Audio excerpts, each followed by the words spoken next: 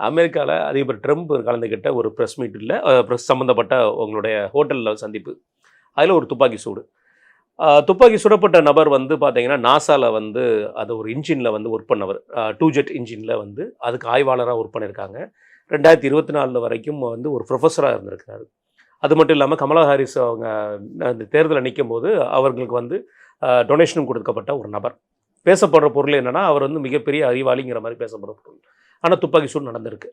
துப்பாக்கி சூடு நடந்த அன்றைக்கி எதுவுமே ப்ரெஸ் மீட் கொடுக்கல. அதுக்கு அடுத்த நாள் ப்ரெஸ் மீட் கொடுக்கும்போது இது ஈரானுக்காக துப்பாக்கி சூடு நடக்கப்பட்டது அப்படிங்கிற கேட்கப்பட்டது. இல்லை, போருக்காக இந்த துப்பாக்கி சூடு இல்லை, எதுக்குன்னு தெரியல. ஆனால் இது மிகப்பெரிய ஒரு சர்ப்ரைஸ். இது வந்து என்கொயரி பண்ணிகிட்டு இருக்காங்க. என்கொயரியில் ரிசல்ட் வரும்னு சொல்லியிருக்காரு. இதுக்கு முன்னாடி நம்ம பார்த்துருப்போம் 1981 அல்லது 79 தெரியல, இதே மாதிரி ஒரு அதிபருக்கு இதே ஹோட்டல் மார்லே சுட்டாங்க நடந்துச்சு. அதிபர் ட்ரம்புக்கும் இந்த முயற்சி எப்படி பார்க்குறீங்க? பலருக்கும் நடந்திருக்குது. இப்போ புஷ் எல்லாம் செருப்பால் அடிச்சாங்க, 2 ஷூ வரும். ஆமாம், ஒன்று தப்பிப்பார், இன்னொன்று தப்பிப்பார். அது அவர் ஒரு ஈரான் பத்திரிகையாளர் தானே, செருப்பால் 2 ஷூவில் அடிப்பார். அந்த மாதிரி பலருக்கும் நடந்திருக்குது. இப்போ கூட சமீபத்தில் ஜப்பான் வேட்பாளர் ஒருத்தர் சுட்டு கொண்டாங்க பிரச்சாரத்திலேயே. ஏன் இவர் பிரச்சாரத்திலேயே காதை உரைச்சிட்டு போச்சு இல்லை? ஆமாம், ஜப்பானோட பிரைம் மினிஸ்டரே சுட்டு கொண்டாங்க.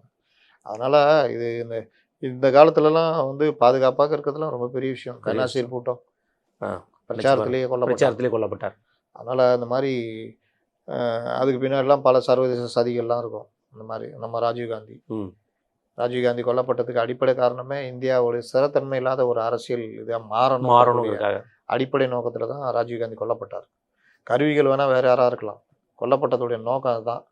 அதில் உள்ளே போய் பார்த்தீங்கன்னா பல சதிகள் இருக்கும், வெளியில் தெரியாது.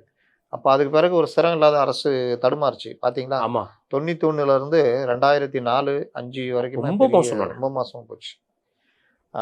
அது காரணமே வந்து அதுக்காக தான் அது பண்ணது. ஏன்னா ஒரு அறிவியல் பூர்வமாக சிந்திச்ச ஒரு பிரதமர், அது ஒரு காரணம். அப்போ அந்த மாதிரி விஷயங்களில் இப்போ இவர் என்னன்னு தெரில, ட்ரம்ப் நல்ல மூடில் இருந்தார் என்னமோ தெரில, எல்லாத்தையும் மறுத்துட்டு இருக்காரு. நான் ஒருவேளை நாளைக்கு ஏதாவது சொன்னால் சொல்லுவார்.